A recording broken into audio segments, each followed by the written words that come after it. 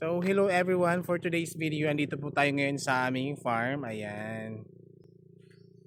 Ayan po. Dito po sa aming farm.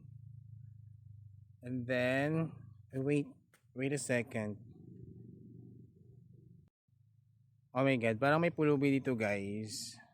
Wait. Kumain na ba kayo? Hindi pa, mamaya pa magpapaano. Anong ginagawa niyo dito?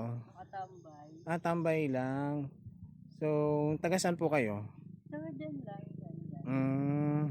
Parang familiar po kayo sa akin. Hindi, ngayon lang tayo nagkita. Ngayon lang ba? May family pa ba kayo? Bahay? Taga saan kayo?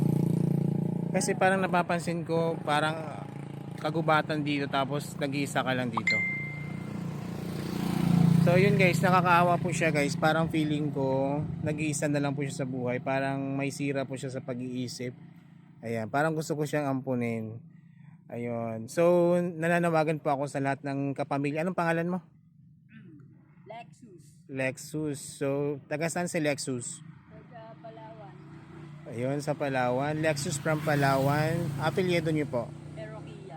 Herukia. So Lexus Herukia from Palawan. So lahat po ng mga taga Palawan dyan, kung may nakakilala sa batang ito, please lang po message lang po ng kanyang mga pamilya para makuha na itong batang ito. Nakakaawa kasi parang feeling ko gutom na siya. At buti na lang may dala akong pagkain. Ayun, pakakainin kita mamaya ha. Gutom ka na ba? Hindi pa. Hindi pa, ayun. So, sige. I-off ko muna itong video para mamaya papakainin na kita, okay? Kukunin ko lang yung pagkain ko. So, ayun guys, nakakaawa yung bata ngayon. Kaya, ayun. Buti na lang may dala akong pagkain dito sa motor ko. Kakain